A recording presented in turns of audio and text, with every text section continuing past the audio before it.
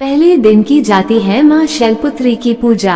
नवरात्रि का पहला दिन माँ शैलपुत्री कथा। ऐसा कथा प्रचलित है कि एक बार प्रजापति दक्ष, जो सती के पिता थे, उन्होंने यज्ञ के दौरान भगवान शिव और सती को छोड़कर सभी देवताओं को आमंत्रित किया, लेकिन सती बिना बुलाए ही यज्ञ में जाने को तैयार हो गई। अब भगवान शिव ने उन्हें समझाया कि ऐसे बिना बुलाए जाना उचित नहीं है। नवरात्रि के 9 दिन जगत जननी माँ दुर्गा के 9 स्वरूपों की पूजा होती है। माँ के 9 स्वरूप और उनका नाम अलग ही अर्थ और लोगों को नई सीख देने वाले हैं। नवरात्रि का पहला दिन माँ शैलपुत्री को समर्पित है, जो हिमालयराज की पुत्री हैं। इसी के चलते उनके नाम का अर्थ भी कुछ ऐसा है। शैल माने पत्थर या पहाड़। पहले दिन शैलपुत्री की पूजा का महत्व भी है। मान्यता है कि देवी के इस स्वरूप की पूजा इसलिए की जाती है ताकि लोगों के जीवन में शैलपुत्री की नाम की तरह ही स्थिरता बनी रहे, वो अपने लक्ष्य को पाने के लिए जीवन में अडिग रहे। नवरात्रि के पहले दिन कलश स्थापना के बाद माँ शैलपुत्री की पूजा का विधान है। कलश स्थापना के बाद दुर्गा सप्तशती का पाठ किया जाता है। मान्यतानुसार कलश को भगवान गणेश का स्वरूप माना गया है। किसी भी शुभ काम में कलश की स्थापना भी इसलिए ही की जाती है।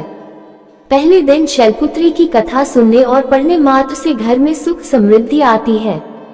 माँ शैलपुत्री का मंगल आशीर्वाद प्राप्त होता है। माँ शैलपुत्री का वाहन वृषभ बैल है।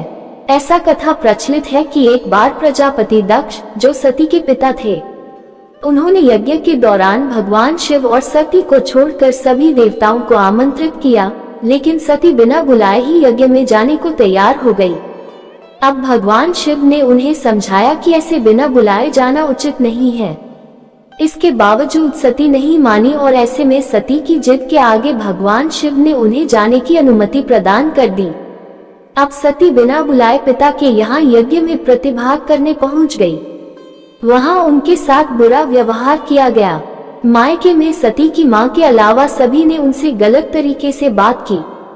क्या भाई और क्या बहनें, सभी ने सती और उनके पति भगवान शिव खूब उपहास किया। ये कठोर व्यवहार और पति का अपमान सती बर्दाश्त नहीं कर सकी और उन्होंने खुद को यज्ञ में भस्म कर लिया। जैसे ही ये वाकया हुआ और भगवान शिव तक समाचार पहुंचा, उन्होंने तुरंत अपने गणों को दक्ष के यहाँ भेज दिया। गणों ने इस यज्ञ को विध्वंस कर दिया। अगले जन्म सती ने हिमालय की पुत्री के रूप में जन्म लिया। इस तरह उनका नाम शैलपुत्री पड़ा। माँ शैलपुत्री को सफेद रंग बेहद प्रिय है, इसलिए पूजा के दौरान उन्हें सफेद रंग की चीजें, बर्फी आदि का भोग लगाया जाता है।